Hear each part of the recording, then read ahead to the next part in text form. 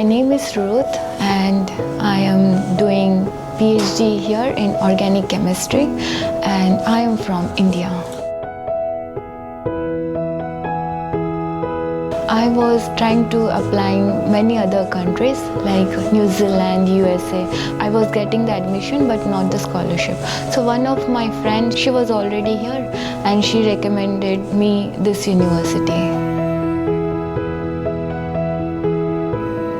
When I came here as I was Hindu, I did not know about church and about God. So my friend who suggested me to come here, she took me to the church just to make friends and to hang out, like just to spend time.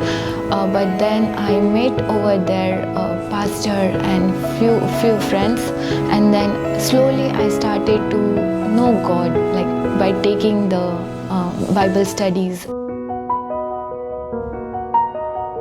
In 2020, month of December, I was having financially very hard time, and that time I did not had even like 5,000 won in my account, and during that time the bottle of oil was almost empty, like it was only for one meal. So I was worried how I'm gonna eat, what I'm gonna eat. Like for Indians, for Indian cooking, oil is the basic thing.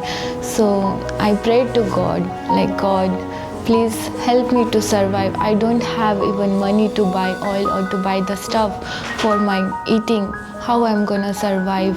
So I was praying so hard, and Joseph that time he was giving me Bible study, and I told him like this is the situation. So he told me like pray to the God, and that oil was lasted for 5 days. Like that oil was only for one meal, and it lasted for 5 days. And until 5 days, I did not even realize that my oil is still there. And on the sixth day, Joseph was teaching me the story of Elijah, where that woman gave one meal to Elijah and she prospered then later. That moment I realized that my oil is still there. I went to the kitchen and saw the oil bottle. It was still there, the same amount as it was the previous one, like as it was on the first day. Although I was using it, and that was the moment that I realized that the God whom I am praying is a living God, and He hears me. Because of Him, the oil was not empty, the bottle was not empty.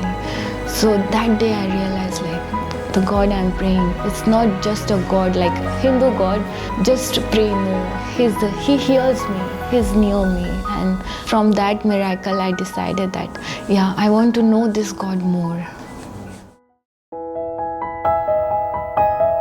First thing I learned here spiritually is that about the God and how God loves people.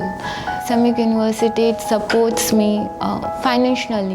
Like the sponsors, we don't have any relationship. I don't know sponsors. Even though they don't have relationship, even though they don't know me personally, still they are so willing to support.